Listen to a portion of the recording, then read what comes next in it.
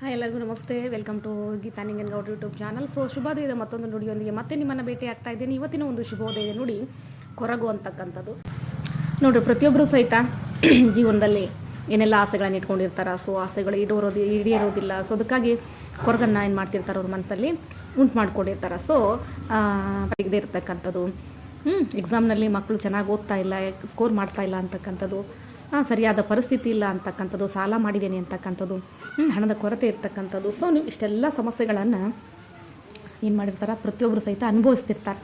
So ಅಂಥ ಸಂದರ್ಭದಲ್ಲಿ ನೋಡ್ರಿ, ಕಾಲಾಯ ತಸ್ಮೈ ನಮಃ ಅಂತ ಹೇಳ್ತಾರೆ. ಅಂದ್ರೆ ಕಾಲ ಅಂತಕ್ಕಂಥದ್ದು ಏನು ಮಾಡ್ತೈತಿ, ಎಲ್ಲವನ್ನ ಒಂದು ಸರಿಯಾದ ಕ್ರಮದಲ್ಲಿ ನಮಗೆ ಒದಗಿಸ್ತೈತಿ. ಸೊ ಸಮಯ ಅಂತಕ್ಕಂಥದ್ದು ಬಹಳ ಮುಖ್ಯವಾಗಿರ್ತಕ್ಕಂಥದ್ದು. ನೋಡ್ರಿ, ಸಮಯ ಏನು ಮಾಡ್ತೈತಿ, ತನ್ನನ್ನು ನಮಗೆ ಕೊಟ್ಟು ನೋಡ್ತೈತಿ. ಸೊ ಆ ಸಮಯವನ್ನು ನಾವು ಸರಿಯಾಗಿ ಯೂಸ್ ಮಾಡ್ಕೋಬೇಕು. ಆ ಸಮಯವನ್ನು ಯೂಸ್ ಮಾಡ್ಕೊಳ್ಳದೆ ನಾವು ಅದನ್ನು ಬೇಕಾಬಿಟ್ಟಿಯಾಗಿ ನಾವು ಯೂಸ್ ಮಾಡ್ಕೊಂಡ್ವಿ ಅಂತ ಹೇಳಿದ್ರೆ ಆ ಸಮಯ ಏನು ಮಾಡ್ತೈತಿ, ನಮಗೆ ತಕ್ಕದಾಗಿರ್ತಕ್ಕಂಥ ಪಾಠವನ್ನು ಕಲಿಸ್ತೈತಿ. ಸೊ ಅದಕ್ಕಾಗಿ ನೋಡ್ರಿ, ಸಮಯ ಎಲ್ಲವನ್ನು ನಮಗೆ ಸರಿಯಾದ ಒಂದು ರೀತಿಯಲ್ಲಿ ಕ್ರಮಬದ್ಧವಾಗಿ ದಯಪಾಲಿಸ್ತೈತಿ. ಅದಕ್ಕಾಗಿ ಕೊರಗನ್ನು ಉಂಟು ಮಾಡ್ಕೊಳ್ಳಿಕ್ಕೆ ಹೋಗಬಾರ್ದು. ಯಾಕಂತ ಹೇಳಿದ್ರೆ ಇವತ್ತು ನಮಗೇನಾದರೂ ಕೆಟ್ಟ ಪರಿಸ್ಥಿತಿ ಬಂದಿರ್ಬೋದು, ನಾಳೆ ಒಂದಿನ ಅದು ಬೇರೆ ರೂಪದಲ್ಲಿ ಒಳ್ಳೆಯ ಪರಿಸ್ಥಿತಿಯನ್ನು ಭಗವಂತ ನಮ್ಮೆಲ್ಲರಿಗೂ ಕೊಡ್ತಾನೆ. ಸೊ ಅದಕ್ಕಾಗಿ ಕೊರತೆ ಅಂತಕ್ಕಂಥದ್ದನ್ನು ಯಾವತ್ತೂ ನಾವು ತೋರಿಸ್ಕೊಳ್ಳಿಕ್ಕೆ ಹೋಗಬಾರ್ದು.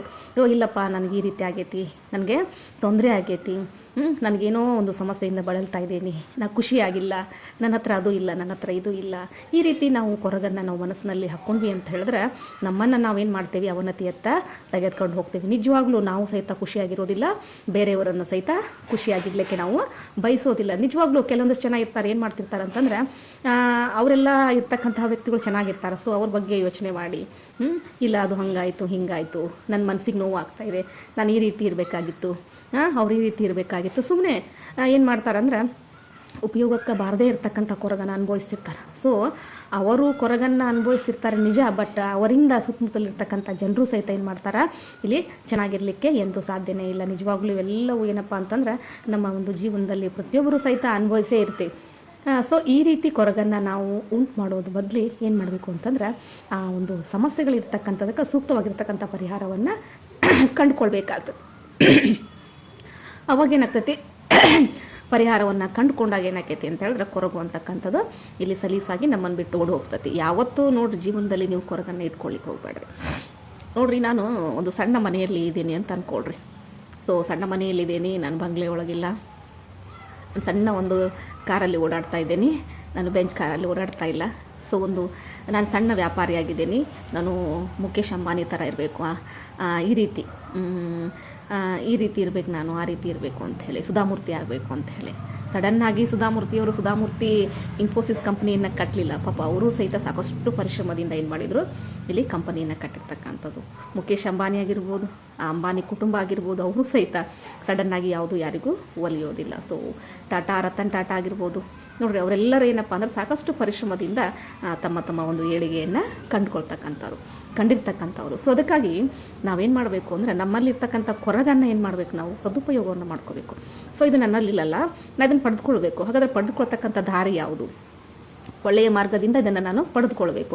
ಹಾಗಾದರೆ ನಾನು ಪಡೆದುಕೊಳ್ಳಿಕ್ಕೆ ಏನನ್ನ ಕಷ್ಟವನ್ನು ಪಡಬೇಕು, ಅಥವಾ ಯಾವ ದಾರಿಯನ್ನು ತೆಗೆದುಕೊಳ್ಬೇಕು, ಒಳ್ಳೆಯ ಮಾರ್ಗವನ್ನು ತೆಗೆದುಕೊಳ್ಬೇಕು. ಅದಕ್ಕಾಗಿ ನಾನು ಏನನ್ನ ಕೆಲಸ ಕಾರ್ಯಗಳನ್ನು ಮಾಡಬೇಕು ಅಂತಕ್ಕಂಥದ್ದು ಏನು ಮಾಡಬೇಕು, ನಮ್ಮ ಮನಸ್ಸಿನಲ್ಲಿ ಬರಬೇಕು. ಅಂದಾಗ ಏನಾಗ್ತೈತಿ, ನಮ್ಮಲ್ಲಿರ್ತಕ್ಕಂಥ ಕೊರಗು, ಇಲ್ಲಪ್ಪ ನನ್ನ ಒಂದು ಕೊರಗನ್ನು ಏನು ಮಾಡ್ತಾ ಇದ್ದಾನೆ, ಇವನು ಓಡಿಸ್ತಾ ಇದ್ದಾನೆ, ನನ್ನನ್ನು ಮನಸ್ಸಿಂದ ಓಡಿಸ್ತಾ ಇದ್ದಾನೆ. ಸೊ ಇವನ ಒಂದು ಆತ್ಮಬಲಕ್ಕೆ ನಾನು ಇಲ್ಲಿರಲಿಕ್ಕೆ ಸಾಧ್ಯ ಆಗೋದಿಲ್ಲ ಅಂತಕ್ಕಂಥದ್ದನ್ನು, ಅದು ಕೊರಗೆ ಅಂತಕ್ಕಂಥದ್ದನ್ನಷ್ಟೇ ತಾನು ಹೇಳ್ಕೊಂಡು ನಿಮ್ಮನ್ನು ಬಿಟ್ಟು ಓಡಿ ಹೋಗ್ತೈತಿ. ಸೊ ಅದಕ್ಕಾಗಿ ಎಕ್ಸಾಮ್ನಲ್ಲಿ ಸಾಕಷ್ಟು ಮಾರ್ಕ್ಸ್ ತೆಗಿಲಿಕ್ಕೆ ನಂಗೆ ಆಗೋದಿಲ್ಲ ಅಂತ ಹೇಳ್ತಿರ್ತಾರೆ ಮಕ್ಕಳು.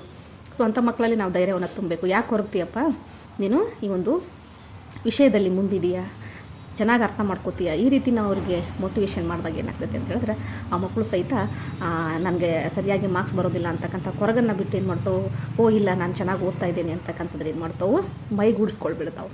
ಸೊ ಈ ರೀತಿ ಪ್ರತಿಯೊಂದು ವಿಷಯವನ್ನು ನಾವೇನು ಮಾಡಬೇಕು, ಪಾಸಿಟಿವ್ ಆಗಿ ಏನು ಮಾಡಬೇಕು, ತೊಗೋಬೇಕಾಗ್ತೈತಿ. ಸೊ ತೊಗೊಂಡಾಗ ಏನಾಗ್ತೈತಿ ಅಂತ ಹೇಳಿದ್ರೆ, ನಮ್ಮ ಒಂದು ಅಭಿವೃದ್ಧಿಯನ್ನು ನಾವು ಕಾಣಲಿಕ್ಕೆ ಸಾಧ್ಯ ಆಗ್ತೈತಿ, ನಮ್ಮ ಖುಷಿಯನ್ನು ನಾವು ಕಾಣಲಿಕ್ಕೆ ಸಾಧ್ಯ ಆಗ್ತೈತೆ. ಸೊ ಅದಕ್ಕಾಗಿ ಪ್ರತಿಯೊಬ್ಬರು ಸಹಿತ ಜೀವನದಲ್ಲಿ ಏನೇ ಒಂದು ಸಮಸ್ಯೆಗಳಿದ್ದರೂ ಸಹಿತ, ನಿಮ್ಮ ಹತ್ರ ಏನೇ ತೊಂದರೆಗಳಿದ್ದರೂ ಸಹಿತ ಭಗವಂತ ಎಲ್ರಿಗೂ ಏನು ಮಾಡಿರ್ತಾನೆ ಅಂತ ಹೇಳಿದ್ರೆ, ಕ್ಯಾಲ್ಕುಲೇಟ್ ಮಾಡಿ ಸಮಸ್ಯೆಗಳನ್ನು, ದುಃಖಗಳನ್ನು, ಸುಖಗಳನ್ನು ಆ ವರಗಳನ್ನು ನೀಡಿರ್ತಾನೆ. ಸೊ ಅದಕ್ಕಾಗಿ ಕೃಷ್ಣ ಪರಮಾತ್ಮ ಅಂತಕ್ಕಂಥವ್ರು ಭಗವದ್ಗೀತೆಯಲ್ಲಿ ಹೇಳಿದ್ದಾರೆ ಏನು ಅಂತ ಹೇಳಿದ್ರೆ, ನಿನ್ನ ಕರ್ಮದ ಫಲವಾಗಿ ನಾನೇನು ಮಾಡಿದ್ದೀನಿ ಅಂತಂದ್ರೆ, ನಿನ್ನ ಕೆಲಸ ಕಾರ್ಯಗಳಿಗೆ ನಿನ್ನನ್ನು ತೊಡಗಿಸ್ಕೊಳ್ಳಿಕ್ಕೆ ಆಲ್ರೆಡಿ ನಾನೇನು ಮಾಡಿಬಿಟ್ಟಿನಿ, ಸಿದ್ಧ ಮಾಡಿಬಿಟ್ಟಿದ್ದೀನಿ. ಸೊ ಎಷ್ಟೇ ಕಷ್ಟ ಬಂದರೂ ಸಹಿತ ನೀ ಅದನ್ನು ದಾಟಿ ಬರ್ತೀಯ ಅಂತಕ್ಕಂಥ ನಂಬಿಕೆ ನನಗಿದೆ.